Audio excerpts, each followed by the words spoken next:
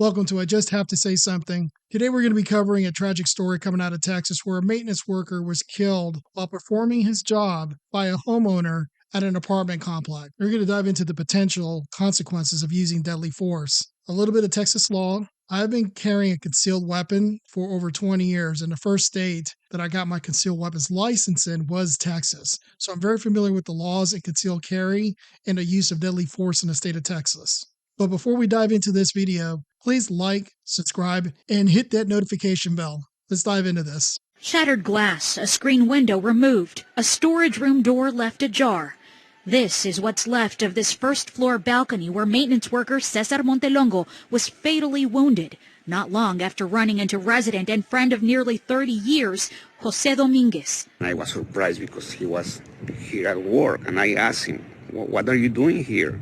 This is Christmas Day. And then he told me, well, we got some problems, some issues that we have to solve and fix. That's why I'm here. And I told myself, well, that's bad luck. Never could he imagine what would happen next. Grand Prairie police say at around 6 p.m. Christmas Eve, several water lines burst in the frigid weather.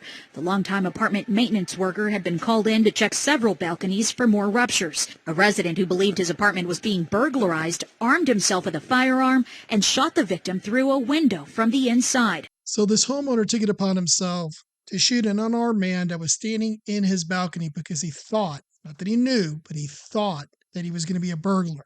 And while Texas law is pretty generous on the use of deadly force, there's some stipulations on when and how you can use deadly force. Pretty much the restrictions go out the window when it's at night.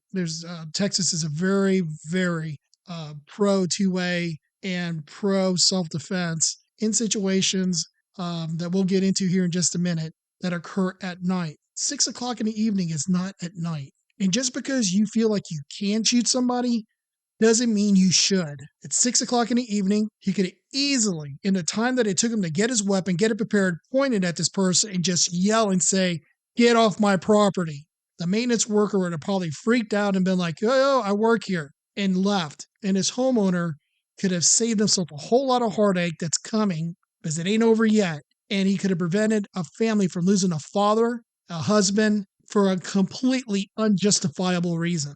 Montelongo leaves behind a wife and 5 sons. My dad wasn't trying to break in. He was just looking for leaking pipes when he was shot. And it said that it wasn't just one bullet, but multiple shots that were fired. The resident has not been arrested or identified and is cooperating with police. It's not justified at all, for any reason. And his friend is absolutely right. It was unjustified. And you say, well, how can I say that? Well, number one, it's during the daytime. You live in a public area. You don't live out in the woods on 5 acres of land where a stranger being around your house is kind of an oddity. And even at that, you just can't shoot someone because you feel like you're threatened. You're not a cop. And those are topics for other videos. If you're going to use deadly force, you damn well better be sure you know what the hell you're doing. Just imagine if you live in a residential neighborhood and you see some 5'8" person with a hoodie and he's looking around your shed. So you decide to take it upon yourself to shoot him because, he's stealing your stuff, and come to find out that it's your neighbor's kid that jumped the fence into your backyard because his Frisbee or his football that was a Christmas gift landed in your backyard and he was looking for it. That's why you make sure you know exactly what you're doing and who you're engaging before you decide to take lethal and deadly action on anybody. I'll give you another example of a situation that gets under my skin, and you hear about this all the time. It's 2 o'clock in the morning. There's a man banging at your door. You think it's a home invasion.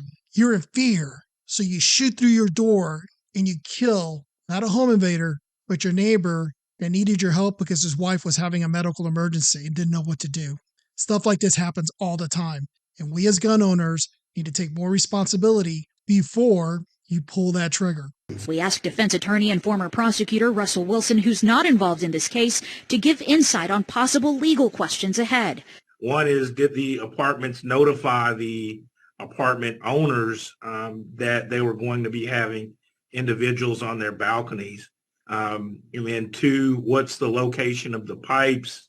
Has this type of incident, the repair of the pipes, occurred before, and has it been always done in that way? The castle doctrine, Wilson says, could be applied. It allows homeowners to defend their property, including balconies, against an anticipated burglary. Now, that doesn't, mean at all costs, but it's a pretty strong presumption. You're not required to retreat in your home. And that's what you have to worry about. It's not at all cost. So you're going to have to convince a prosecutor not to have you prosecuted for manslaughter at a minimum or second-degree murder. I am willing to bet money that family, regardless of the criminal case, will charge you in civil court for wrongful death. It may even sue the apartment complex because of failure to notify policy. Trust me, there's going to be lawsuits and criminal actions to go around on this one. Also, did Montelongo announce himself and where? There's likely to be some scrutiny about other alternatives that might have been available.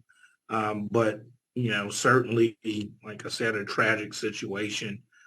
The biggest question is the notice to the homeowner prior to the shooting incident, I think, would play a very big role. Police will likely investigate the tenant, he says, whether he was at odds with management over unrelated issues. And this is where things get interesting. The way this news report is coming off, this gentleman has been working at this apartment complex for some time. So the question comes into play. Are you pissed off because your rent went up and you made some belligerent email to management? Has his homeowner made any derogatory statements on social media about Latinos? Has he done other activities on social media showing his gun? Maybe little statements like, I wish the mother effer would. Go ahead and make my day. Because if they could correlate all this data and say, hey, wait a minute, this guy has an issue with the apartment complex. He might have had some issues with Latinos. And oh, by the way, this guy seems like a hothead with a gun just waiting for something to happen. The guy's probably going to go to jail. And I agree with this attorney.